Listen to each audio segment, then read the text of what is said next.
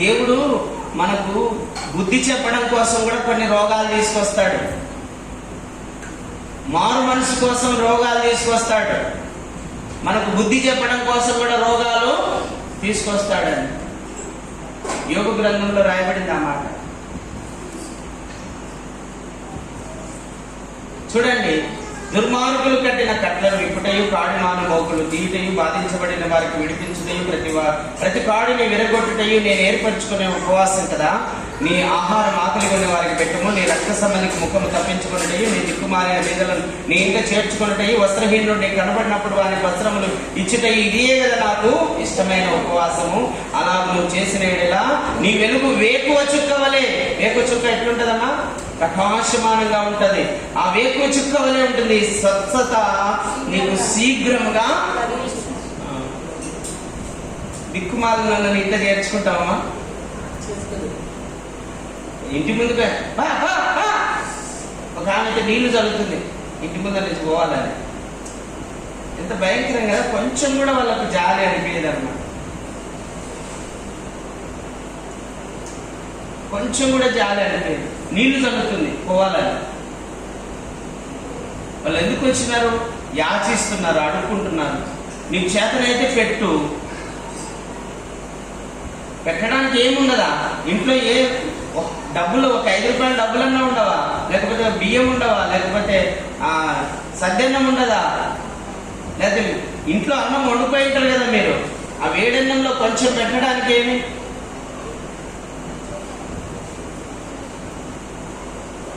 దిక్కుమాలిన బీదలను నీ ఇంట చేర్చుకోవడం. ఎవరు చేర్చుకుంటారండి? బంధువులే చేర్చుకోవడంలా. బంధువులే చేర్చుకోవడంలా. ఎందుకు వచ్చినాడు అడుగు? ఎప్పుడు పోతాడు అడుగు? అంటారా లేదమ్మా? అదే భార్యకు సంబంధించిన బంధువులు అనుకో వేరే విధంగా ఉంటారండి. భర్తకు సంబంధించిన బంధువులు అనుకో ఎందుకు వచ్చినాడు అడుగు? ఎప్పుడు పోతాడు అడుగు? ఇవి ఉండకూడదండి. ఇవి మారాల్సింది. ముందు మారాల్సింది ఇవి. దేవుని అనుగ్రహం పొందుకోవాలంటే, దేవుని కృపను పొందుకోవాలంటే, దేవుడిచ్చే స్వస్థతను పొందుకోవాలంటే ముందు మారాల్సింది నీ మనస్సు. మనస్సు మారకుండా దేవుని నుంచి నీకు ఏమీ దొరకదు. ఏమీ దొరకదు. చూడండి, యాకోబు రాసిన పత్రికలో ప్రభు ఒక మాట అంటాడు. చూద్దాం, ఆ మాట చదువుకుందాం. యాకోబు రాసిన పత్రిక 1వ అధ్యాయం అమ్మ, 4వ అధ్యాయం మొదటి వచనం, 4వ అధ్యాయం మొదటి వచనం నుంచి చదువమ్మా. అమ్మ బాగినండి. మీలో యుద్ధములు పోరాటములు దేని నుండి కలుగుచున్నవి? మళ్ళా చెప్తాను, బాగినండి. మీలో యుద్ధములు పోరాటములు దేని నుండి కలుగుచున్నవి? మీ అవయవములలో పోరాడు మీ భోగేచ్ఛల నుండియే కదా. మీరు ఆశించుచున్నారు కానీ మీకు దొరకటలేదు. నరహత్య చేయుదురు, మత్సరపడుదురు గాని సంపాదించుకొనలేరు. పోట్లాడుదురు, యుద్ధములు చేయుదురు గాని దేవుణ్ణి అడగనందున మీకేమీ దొరకదు. ముందు ఇవన్నీ మానుకోవాలా. మత్సరపడేది మానుకోవాలా. అసూయపడేది మానుకోవాలా. ఏం మానుకోవాలమ్మా? అసూయపడేది మానుకోవాలా. మత్సరపడేది మానుకోవాలా. ఎవరికైనా బాగా కలుగుతుంటే చాలు, ఇంకా ఓర్వలేదు. అసూయ, మత్సరం ఇవి తీసేసుకోమంటున్నాడు దేవుడు. యుద్ధాలు, పోరాటాలు, భోగేచ్ఛలు. భోగేచ్ఛలు అంటే సుఖపడాలి, తినాలి, తాగాలి, శరీర క్రియలు నెరవేర్చుకోవాలనేటువంటి ఆలోచన. ఇవి విడిచిపెట్టండి. ముందు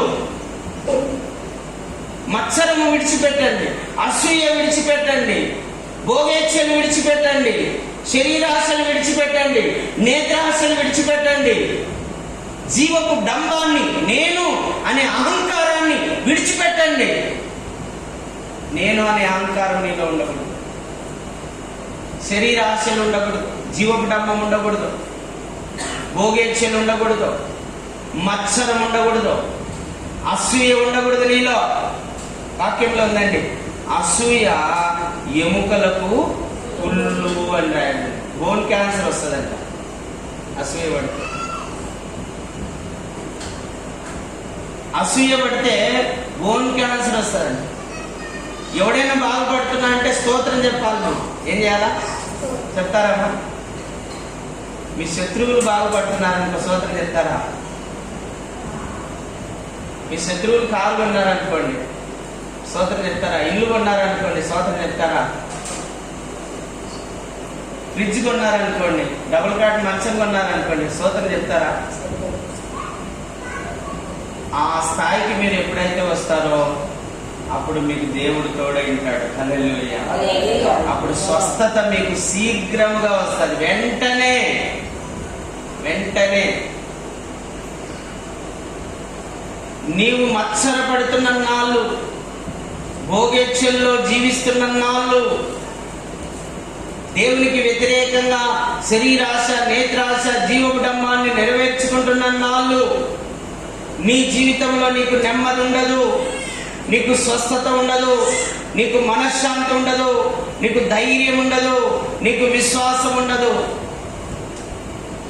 అందుకే దేవుడు ఈరోజు మీ అందరితో మాట్లాడుతూ ఉన్నాడు. అమ్మా, ఆ మత్సరాన్ని తీసేసుకోండి. తర్వాత భోగేచ్ఛలను తీసేసుకోండి. అసూయను తీసేసుకోండి. ఎప్పుడైతే అవన్నీ మీరు తీసేసుకుంటారో అప్పుడు మీరు శక్తివంతులు అవుతారు, మీరు బలవంతులు అవుతారు. చూడండి, రోమా 8:11 చదవండి. రోమా 8:11 ముగించుకుందాం. 2 వచనాలు చదివి ముగించుకుందాం. రోమా 8:11 మృతులలో నుండి లేచిన వాని యందు ఆత్మ మీలో నివసించిన ఎడల, మృతులలో నుండి క్రీస్తు యేసును లేపిన వాని ఆత్మ చావునకు లోనైన మీ శరీరమును కూడా మీలో నివసించుచున్న తన ఆత్మ ద్వారా జీవింపజేయాలి. మళ్ళొకసారి చదువుతాను, బాగానండి. మృతులలో నుండి యేసును లేపిన వాని ఆత్మ మీలో నివసించిన ఎడల, మృతులలో నుండి యేసును లేపిన వాని ఆత్మ, లేపినవాడు చావునకు లోనైన మీ శరీరములను కూడా మీలో నివసించు